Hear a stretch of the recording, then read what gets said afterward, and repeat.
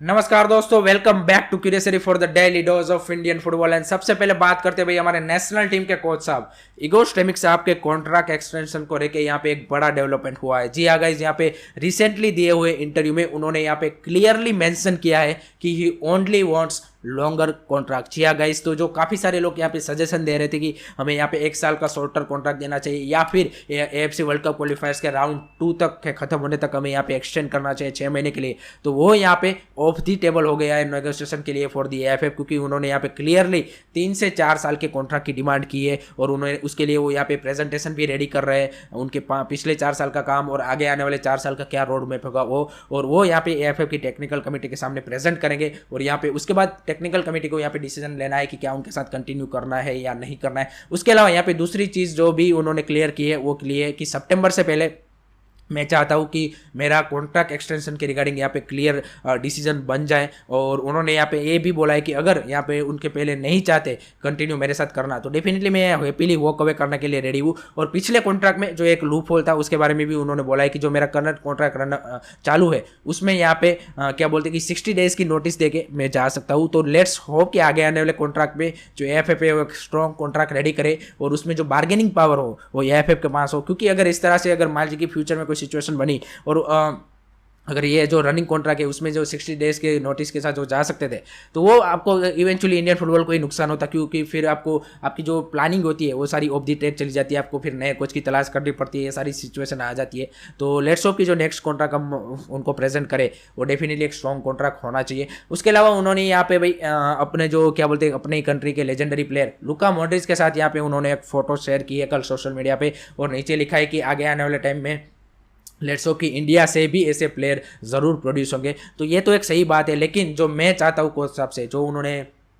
पिछले 4 साल के अपने टेनियर में नहीं किया है, वो अगर आगे आने वाले 4 साल में कॉन्ट्रैक्ट एक्सटेंड करते हैं तो मैं डेफिनेटली देखना चाहूँगा क्रोएशिया के साथ एक फ्रेंडली मैच। जी हाँ गाइस, क्योंकि उनके क्रोएशिया के एफए में इतने अच्छे रिलेशन है, वहाँ की एकेडमीज क्लब्स उसके अलावा प्लेयरों के साथ इतने अच्छे रिलेशन है, तो इतना तो वो यहाँ पे अपने रिलेशन का यूज़ करके इंडियन फुटबॉल के लिए इतना तो कर ही सकते हैं मेरे हिसाब से, क्योंकि आप 8 साल से यहाँ पे 8 साल के लिए सर्व करने वाले हो। तो लेट्स होप कि आगे आने वाले टाइम में ज़रूर हमें क्रोएशिया के साथ, चाहे भले ही उनकी बी टीम या फिर हमारी जो अंडर 17 अंडर 20 अंडर 23 टीम के लिए वहाँ की कोई क्लब्स एकेडमीज या फिर वहाँ की क्रोएशिया के अंडर 17 अंडर 20 टीम के सामने कोई एक्सपोजर टूर के लिए यहाँ पे वो क्रोएशियन एफए के साथ यहाँ पे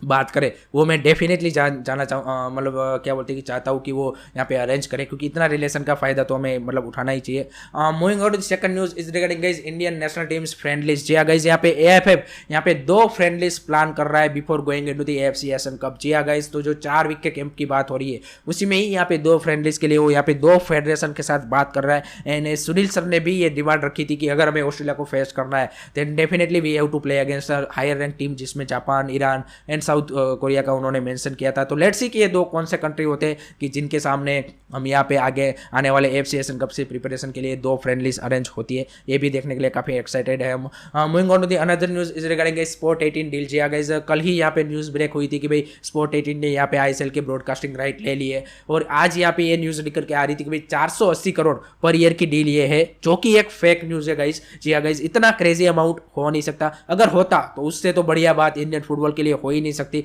लेकिन ये 480 करोड़ पर ईयर अगर होगा तो वो 4-5 साल के लिए ही होगा, 1 साल के लिए वो नहीं है। अभी इंडियन फुटबॉल अभी उस लेवल पे नहीं पहुंचा कि इतना ज़्यादा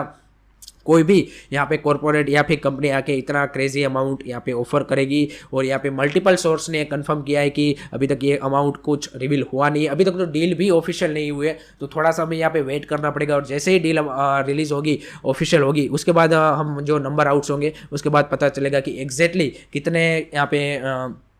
करोड़ की और कितने अमाउंट पे ये यहाँ पे डील यहाँ पे क्या बोलते हैं स्पोर्ट 18 ने की है। Moving on to the some transfer news की बात करें तो भाई सबसे पहले बात करते हैं भाई यहाँ पे त्रिमान रणवीर की। तो त्रिमान रणवीर के जो एजेंट है रंजीत बजाज सर, उन्होंने यहाँ पे कल मेरे चैनल पे यहाँ पे क्लियरली एक्सक्लूसिवली बोला है कि definitely he is considering Triman Ranveer for the I league team Delhi FC. अगर यहाँ पे मेरिट बेस पे कंसिडर कर रहे हैं, ना कि सिर्फ उनको ऐसे ही साइन कर रहे हैं, क्योंकि उनको यहाँ पे फॉरेन कोटा पे खेलना पड़ेगा। जी हाँ गाइस, त्रिमान रणवीर का अभी भी इंडियन पासपोर्ट नहीं बना बना है, तो अगर आई लीग में उनको खेलना है तो फॉरेन कोटा के ऊपर ही खेलना पड़ेगा। और यहाँ पे रंजीत बजाज सर ने ये क्लियरली मेंशन किया है कि उनको यहाँ पे जो भी हम कोई भी फॉरेन प्लेयर ला रहे हैं उसका जैसा या फिर उससे 19-20 भी परफॉर्मेंस होगा तभी हम कंसीडर करेंगे त्रिमान रणवीर को। तो अपने आप को उसको प्रूव करना पड़ेगा और उसके बाद ही हम उसको दिल्ली एफसी के लिए देख सकते हैं। तो मे भी हमें नेक्स्ट सीजन यहाँ पे दिल्ली एफसी के लिए त्रिमान रणवीर खेलते हुए दिख सकते हैं, ये पॉसिबिलिटी ज़रूर है।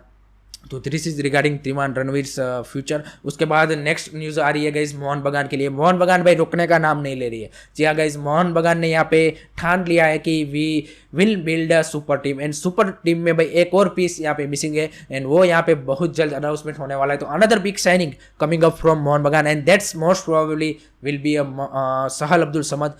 जो कि काफ़ी ज़्यादा स्ट्रॉन्ग न्यूज़ आई थी। लेकिन ये तो बात पक्की है कि still there is a one big signing from Mohun Bagan and that's going to be happen. Moving on to the another news is regarding guys Ishan Pandita. तो ईशान पंडिता के भाई फ्यूचर के बारे में काफ़ी ज़्यादा न्यूज़ आ रही थी कि भाई Kerala blaster, Chennai FC, Bengaluru FC, Hyderabad FC, लेकिन अभी तक उन्होंने यहाँ पे कोई भी क्लब्स के साथ यहाँ पे एग्रीमेंट किया नहीं है। Still his future is uncertain, वो अभी भी यहाँ पे अपने सारे ऑप्शन इवेल्यूट कर रहा है। और उसके अलावा यहाँ पे Chennai FC of the table हो चुकी है क्योंकि चेन्नई एफसी के साथ